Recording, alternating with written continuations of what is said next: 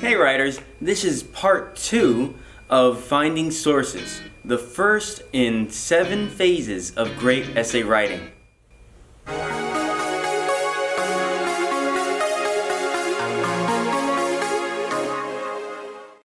In the last video, we talked about 4 essential steps for finding sources for your writing. The first 2 being 1. Finding a topic that relates your personal ideas to the prompt. 2. Using keywords to narrow down your topic. Step 3 is understanding how to use online and offline sources to find relevant articles and text for your essay. This video will be focusing on internet sources, and these include online search engines. These are computer or algorithm-based searches. Examples are Google Scholar, Jstor, the Library of Congress, and Bing. Educational search engines. These are specialized engines that focus on academic material in certain fields. For example, Internet Public Library, ProQuest K-12, Discovery Channel, and the Voice of the Shuttle, and more. Online magazines and newspapers. One great resource is the magazine directory. Other sources that people often go to include CNN.com, The Wall Street Journal, USAtoday, and the New York Times.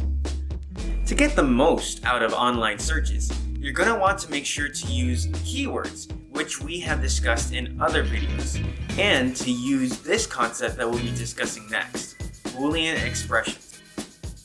When adding these phrases, they have a certain effect on what websites or articles will pop up.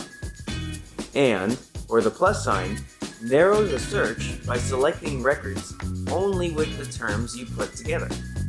For example, food dye is input as food plus dye in the algorithm. Food plus dye plus ADHD will change the search to websites that include all 3 terms inside them.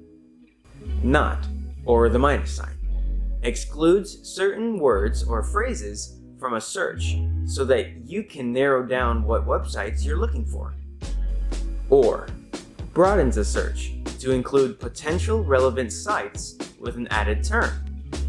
Quotations creates a specific search for articles that only have the specific phrase that you typed into quotation marks.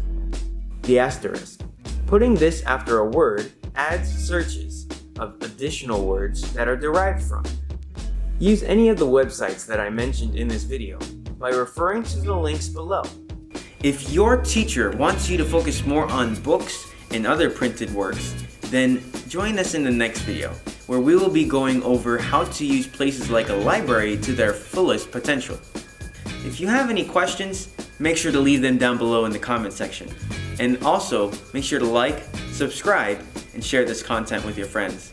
My name is Mark Maslar, and these are the 7 phases of great essay writing. Happy writing, everyone.